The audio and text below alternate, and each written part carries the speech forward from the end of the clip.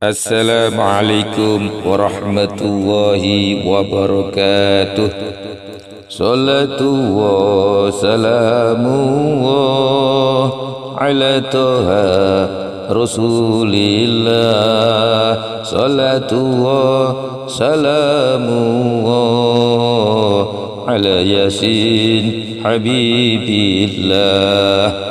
Alhamdulillahi rabbil alamin wal aqibatu lil muttaqin fala udwana illa lil zalimin.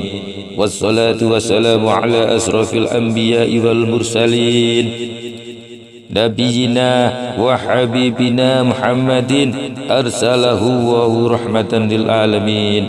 Yang saya muliakan para kiai, para alim, para ulama, para sesepuh dan bini sepuh, dan tak lupa para pendengar kultum saya di mana saja berada yang dirahmati Allah.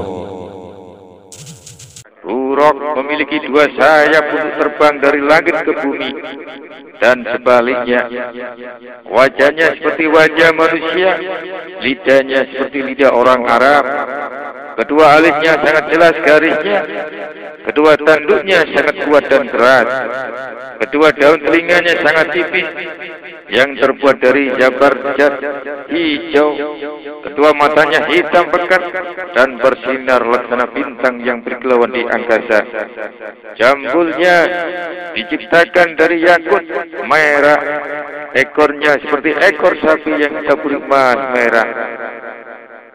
Menurut sebuah riwayat, keelokan rupa dan bentuk buruk itu bak burung merak. Tubuhnya lebih tinggi dari seekor keledai, tapi lebih kecil dari seekor anak kuda. Ada yang mengatakan ia diberi nama buruk karena kecepatan lengannya seperti kilat, yakni al-barqu. Syahdan ketika baginda Nabi Muhammad SAW hendak menaikinya, tiba-tiba tubuh buruk itu gemetar.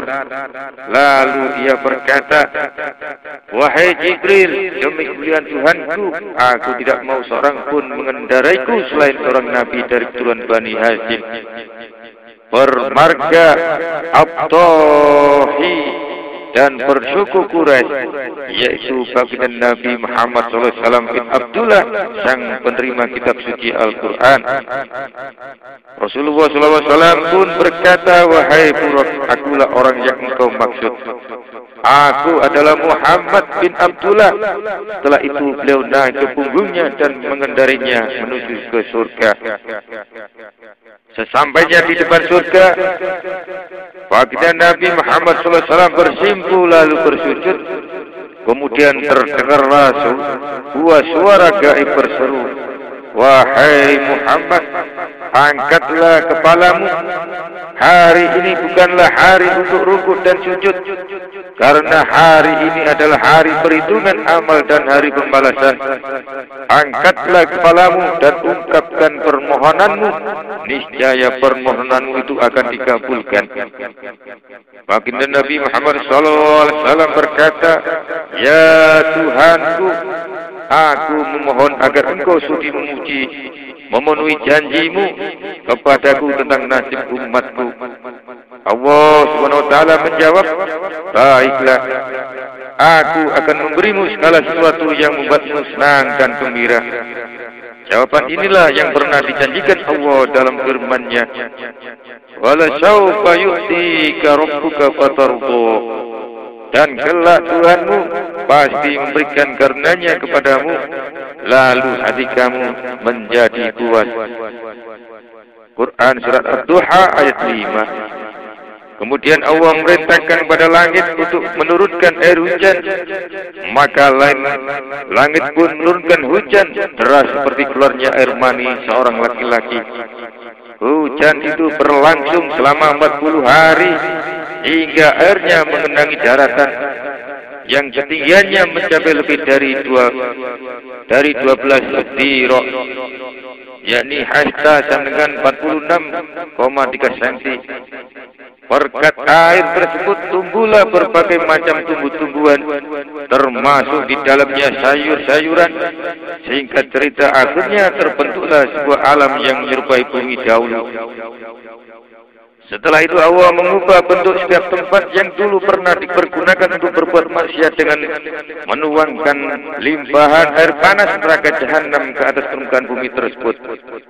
Bersamaan dengan itu Allah juga mengubah setiap tempat yang dulu pernah digunakan berbuat bajikan menjadi tanah perak putih.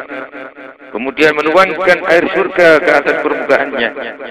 Dalam satu hadis disebutkan bahwa Aisyah bertanya kepada baginda Nabi Muhammad SAW, "Wahai Rasulullah, pada saat bumi diubah bentuknya itu, di manakah para manusia berada?"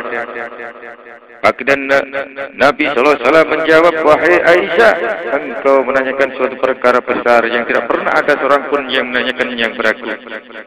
Ketahuilah sesungguhnya manusia pada hari itu berada di atas jembatan Sirat, yakni jembatan tali. Menjelang hari kebangkitan Allah SWT akan berfirman, wahai Israfil, berdirilah dan tiuplah sangkakala sekali lagi untuk menandai tibanya hari kebangkitan. Maka malaikat Israfil meniupnya dan menyeru, wahai ruh-ruh yang telah keluar dari jasad, tulang-tulang yang sudah hancur lebur, jasad-jasad yang sudah membusuk, otot-otot yang sudah terputus, kulit-kulit yang sudah terrobek-robek, dan rambut-rambut yang telah rontok. Bangkitlah kalian semua untuk menerima keputusan pengadilan Allah. Atas kuasa Allah mereka semua bangkit dan hidup kembali. Inilah keadaan yang telah disampaikan Allah dalam firman-Nya. Faidahum yang turun. Maka tiba-tiba mereka berdiri menunggu putusannya masing-masing. Quran Surat Az-Zumar ayat 68. Tatkala menanti pengadilan dan putusan, semua makhluk pun melihat-lihat keadaan sekitar mereka.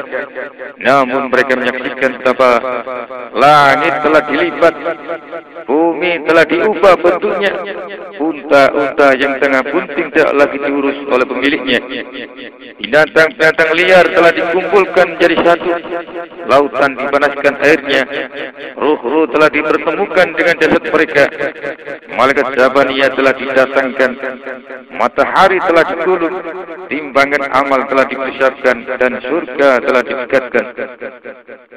Pada hari itu setiap jiwa akan mengetahui apa yang telah dikerjakannya di dunia dahulu.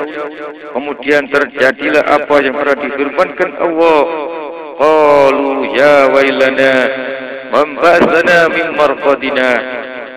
Mereka berkata, aduhai celaka kami, siapakah yang membangkitkan kami dari tempat tidur kami, yakni kubur. Quran Surat Yasin ayat 52. Orang-orang yang beriman dengan serentak akan menjawab, inilah yang dijanjikan Allah yang Maha Pemurah, dan benarlah Rasul-Rasulnya. Sesudah itu mereka semua dikeluarkan dari kubur mereka dalam keadaan tanpa alas kaki dan telanjang bulat. Sah dan ketika ditanya tentang makna firman Allah, yauma yunfakhu fis-suri fatatuna afwaja, yaitu hari yang pada waktu itu ditiup sangkakala, niscaya kalian datang secara berkelompok-kelompok. Quran Surat An-Naba ayat 19. Baginda Nabi Muhammad SAW menangis sedih hingga tanah tempat beliau berpijak saat itu basah oleh tetesan air mata beliau. Lalu beliau bersabda bahwa wahai orang yang bertanya, engkau baru saja bertanya kepadaku tentang suatu perkara yang besar. Sesungguhnya pada hari kiamat nanti, umatku akan dikumpulkan dan terbagi dalam 12 kelompok. Pertama, mereka yang akan dikumpulkan dalam wujud sekumpulan kera. Mereka adalah orang-orang yang suka memfitnah orang lain, sebagaimana yang diterangkan dalam firman-Nya, wal fitnatu asyaddu minal qatli, dan fitnah itu lebih besar bahayanya daripada pembunuhan. Quran Surat Al-Baqarah ayat 191. Yang kedua, mereka yang akan dikumpulkan dalam wujud sekumpulan babi hutan. Mereka ini adalah orang-orang yang suka mencari harta dengan cara haram, yakni sebagaimana dijelaskan dalam firman Allah, samma'una lil kadhibi akaluna lis-sukhfi. Mereka itu adalah orang-orang yang suka mendengar berita bohong, banyak memakan yang haram. Quran Surat Al-Maidah ayat 42. Yang ketiga, mereka yang akan dikumpulkan dalam kelompok sekumpulan orang-orang buta yang kebingungan dan dituntun oleh beberapa orang. Mereka adalah orang-orang yang suka melampaui batas atau berbuat zalim. Yang demikian itu karena Allah pernah berfirman, Innallaha ya'murukum an tu'addul amanati ila ahliha wa idza